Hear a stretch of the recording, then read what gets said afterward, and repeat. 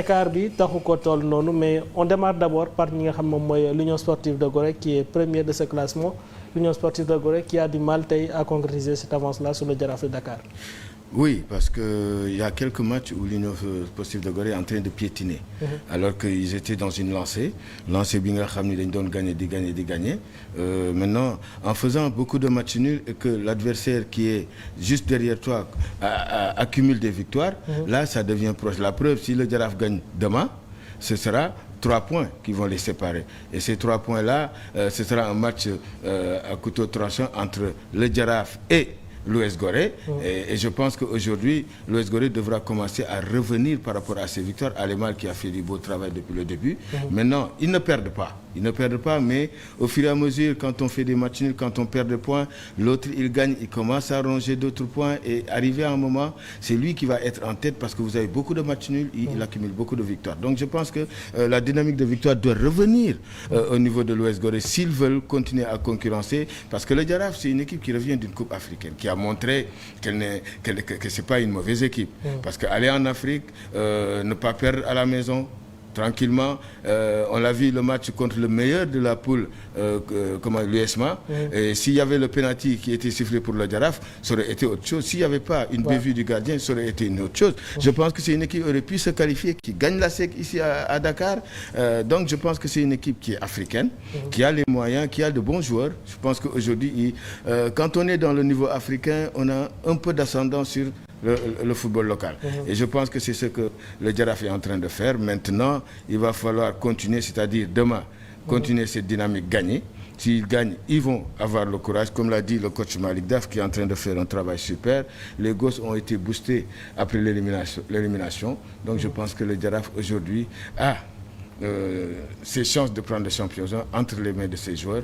Et c'est là où il faudra que les joueurs comprennent que c'est eux qui gagnent des trophées.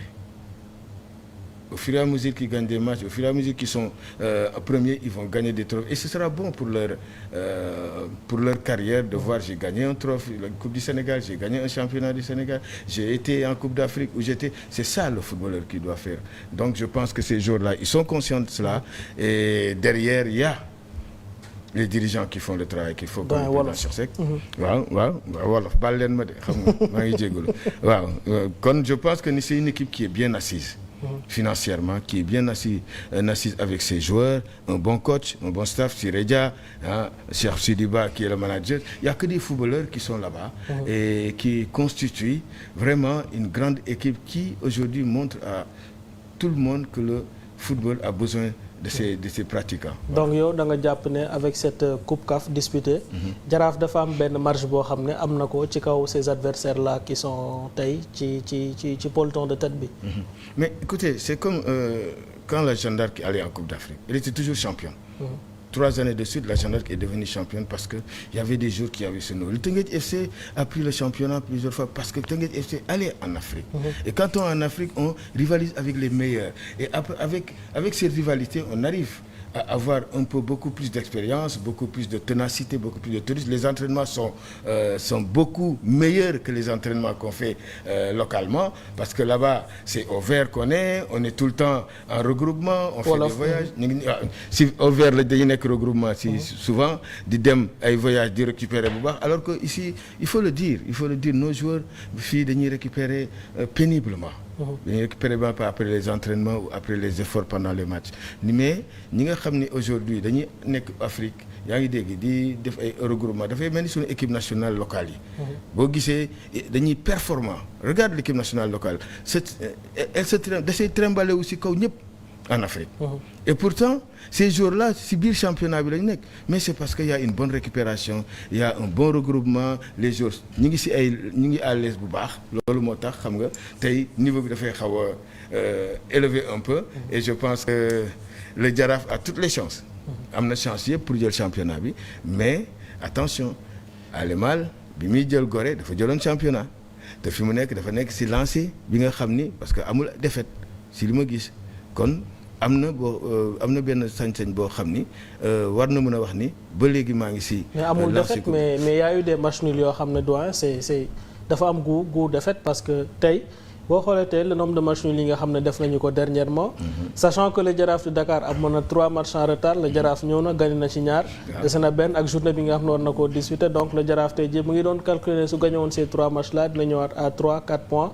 tey bu Jaraaf gagné tous ces matchs là waxu égalité la ñuy wax wala boog une avance pour le Jaraaf de Dakar est-ce que jàpp nga tey ñoom dañu nekk déjà sous une pression. bien avant que le Jaraaf di rattraper. mais écoutez quand on a quelqu'un bi nga xam ni dafay ñëw di gagner yow ngay match da ngay am pression loolu mënul ñàkk mais boo seetee seen match ñoom ñaar. Gorée dafa gagner Jaraaf. si match aller bi mais am match retour tey Jaraaf bu gagner suba dafay am 3 points de plus ce qui veut dire que Gorée ñetti points la koy rawee. moom laa doon wax sànq kon 3 points yooyu dañ koy indi si seen jongante ñoom ñaar parce que booy calculer da nga naan tey bu ma pertul.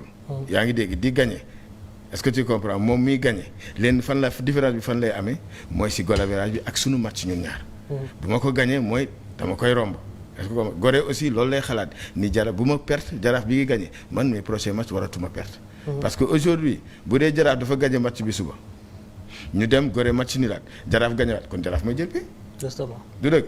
donc Gorée dafa war a éviter loolu te gëm naa ni Alémar ñi ngi xalaat loolu jour yi ñi ngi xalaat loolu mais il faudra ñu def attention parce que Jaraaf c'est quand même une machine africaine en ce moment.